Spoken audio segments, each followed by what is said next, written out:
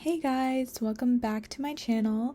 It's been so long and I'm so sorry for that, but life really just got in the way of me filming these videos for you guys, so I'm really glad to be back and I hope you guys are ready because I am finally making a part 2 to my last video, what your favorite DC hero says about you. And shout out to all the people who commented on my last video because you guys have been waiting a long time for me to finally show up with this one. So I really hope you enjoy it, and yeah, be sure to like and subscribe and let's get into the video.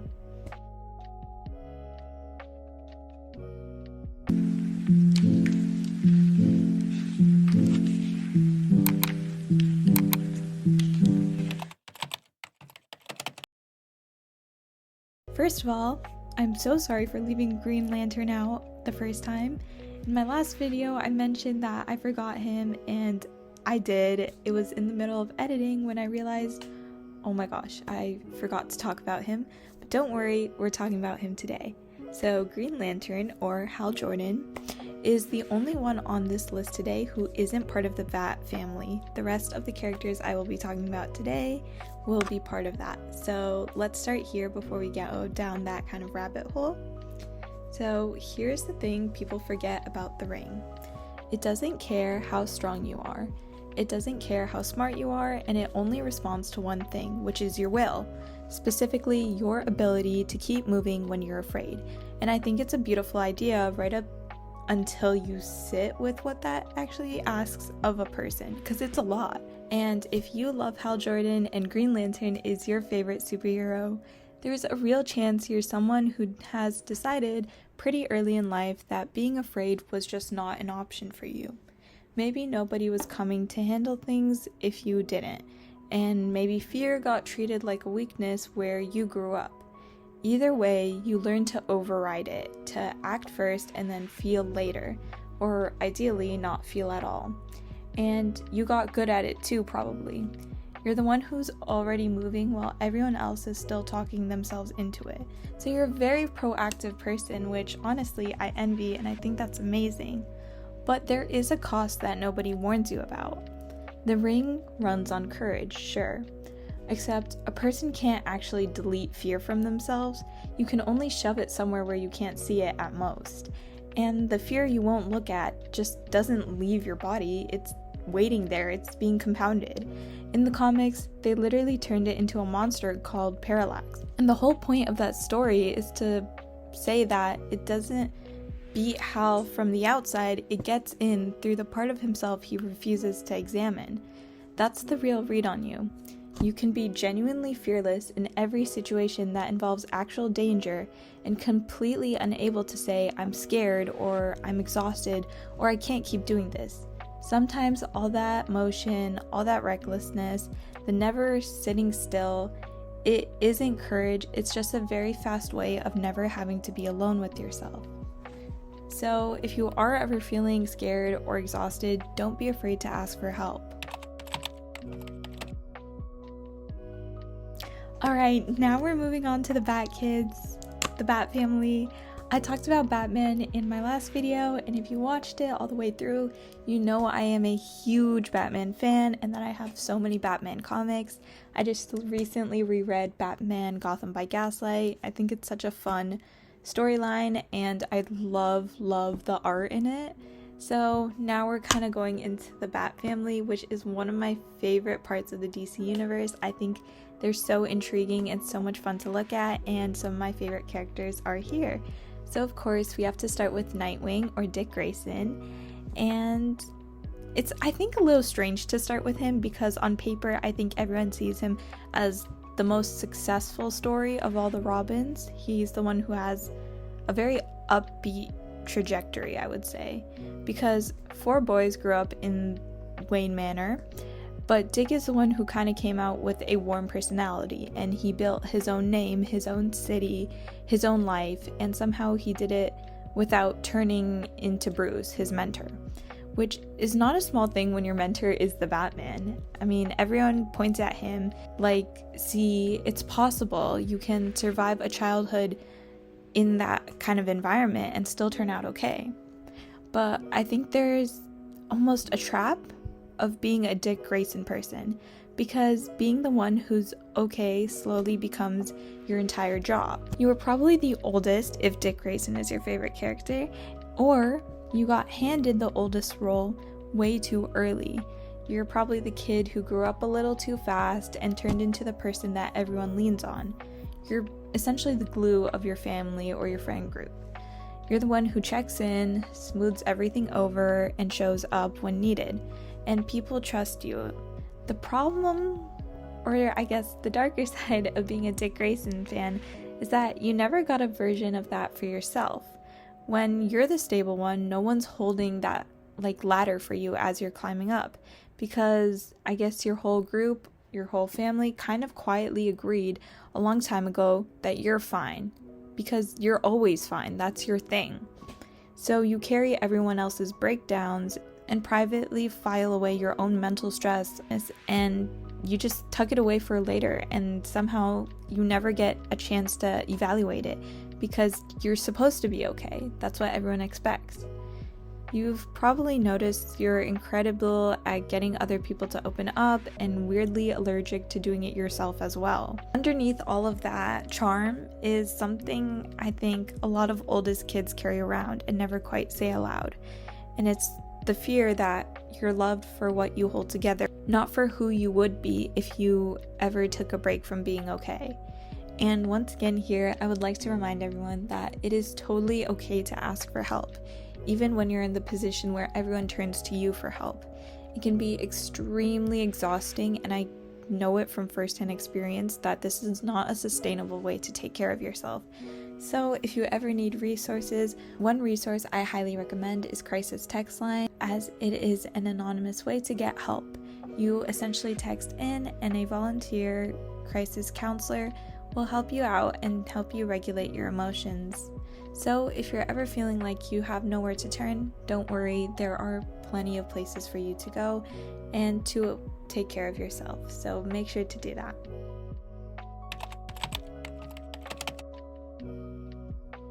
Jason Todd was the second kid to wear the Robin suit, and he was beaten to death.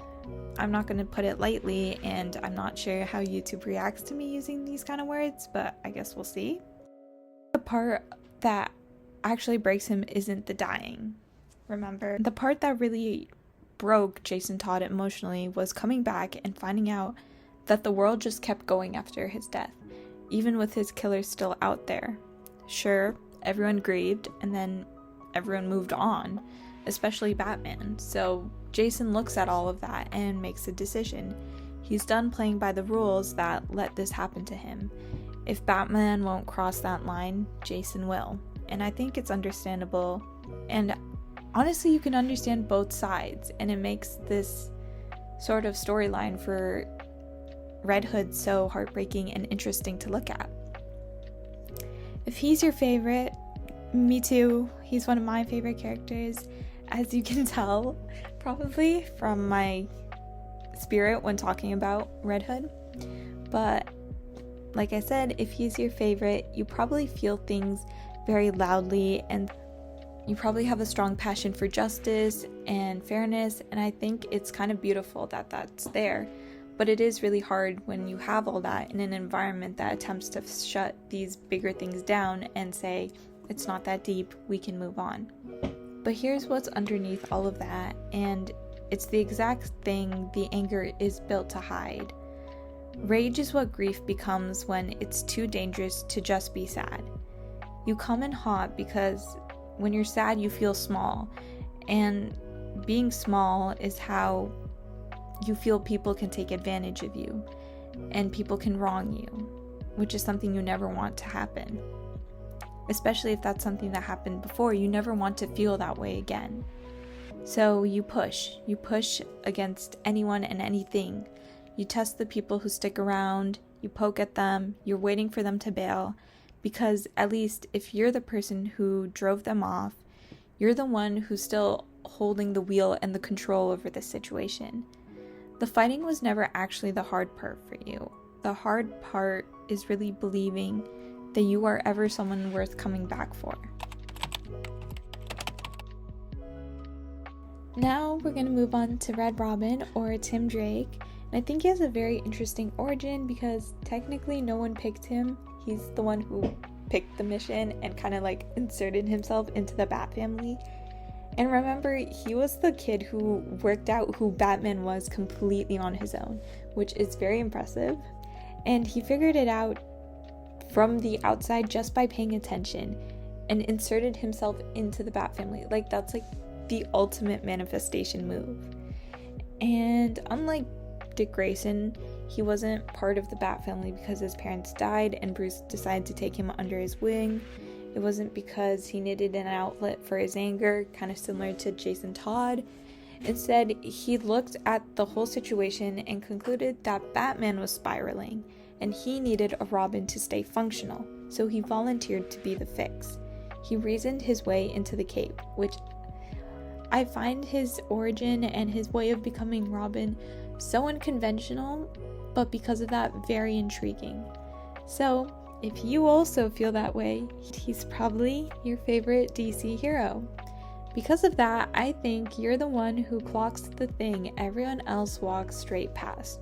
You're probably always a couple steps ahead, always running the version where it goes wrong, so you can be ready for any failures that might come. Thinking is the thing you're best at, and it's also the thing you disappear into a lot.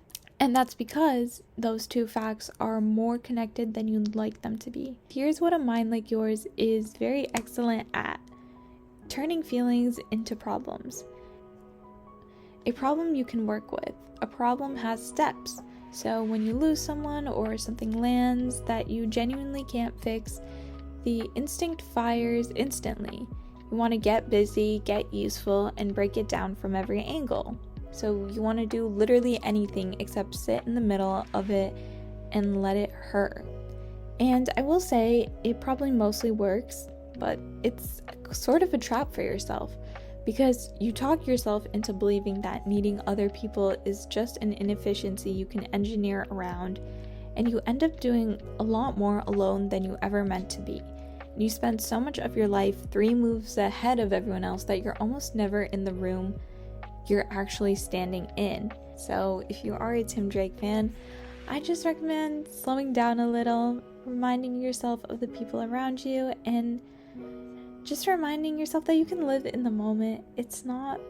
Life is just too short to always be worried about what comes next. I'm someone who's constantly worried and has anxiety about the next step in life. What do I have to do? Can I get this assignment in on time? And I think it's good to slow down and remind yourself that we're literally on a floating rock. You can take a moment to let yourself breathe. There's so much going on in this world, and sometimes you just need to focus on the small things to feel sane. And last but not least, we have Damian Wayne, or the 4th Robin, who is, I think a lot of people find him hard to love. But I keep saying this with all the characters because it really is true. I love them all. I find them all intriguing in their own ways. But Damian Wayne, I feel like everyone hates him, and I'm like, wait, but you just have to understand him. And I think once you understand him, you can really relate to him and see him as the amazing character he is. Now, Damian is Bruce's actual son, and he was raised by the League of Assassins to be a perfect killer before he was old enough to get a vote in the matter. It's honestly insane thinking that like a 4th grader can off people with their bare hands. Like it is insane to think that Damian had that ability. And he shows up believing something that's genuinely sad, though I don't think he would ever call it sad, but internally he believes he's worth exactly as much as he's useful. That love is a thing you earn by being the best, and if you're not the best, you get nothing. Nobody ever sat him down and said that. They just raised him in a place where it was true, because it was the League of Assassins. What else are you going to learn there? So if Damian is your favorite, you have this wall up, but inside is just a kid in a very small room, terrified that the second you stop being overconfident or impressive, everyone just walks out of your life. You might be the youngest, or you're just the one who's always felt they had to be exceptional to justify taking up space at all. You probably have a huge amount of drive to the point where it's insanely admirable to anyone who sees you, but you also probably have a soft and tender part of you inside that you guard like your life depends on it. I think that's kind of where arrogance on some level comes from, because arrogance is just fear that got tired of getting hurt and decided to swing first, which is kind of personifying arrogance, but I hopefully explained that well. So essentially, you'll reject people before they get the chance to reject you. You pin your whole sense of worth at being the best at things, which means an ordinary failure doesn't land like a bad day. It lands like a verdict telling you that you don't deserve to exist, which is absolutely not true, but I totally understand that feeling because I've had that feeling before. You know, let's take a simple example, like you get a B on a test and all of a sudden you're like, oh, I am genuinely a good for nothing. Like, it's such a dark thought, but it does come up for a lot of people, perfectionists especially, because you just think that being perfect is your baseline. You either have to be perfect or better than perfect, which is insanely hard to put on yourself, but it's just something that happens and you can't take it away. It's hard to explain to someone who isn't wired like that because they're just like, just relax, it's not that big of a deal. But it is to you, and it's very hard to get rid of that. And because of all these emotions and how hard you take even the smaller hits, like the B on a test, softness feels like a real danger to you because it shows vulnerability when you, once again, are supposed to be perfect. The whole arc, the thing that has people crying over a fictional 12-year-old, is him slowly learning that one thing nobody let him believe, that he was never just a weapon that had to be sharp enough. He was always just a person who was allowed to be there with no conditions. And I think, just like Damien, we all need to learn to be a bit kinder to ourselves, because it is very, very easy to beat yourself up in life. And once again, it's something we all do, but it's something we all need to pull ourselves out of eventually, because it is something that can lead to very dark spaces. And once again, if you ever need to talk, please don't hesitate to reach out. I'll link resources under this video. I really hope you guys enjoyed today's video. I know it's been super long since I uploaded, so I'm really glad that I'm back.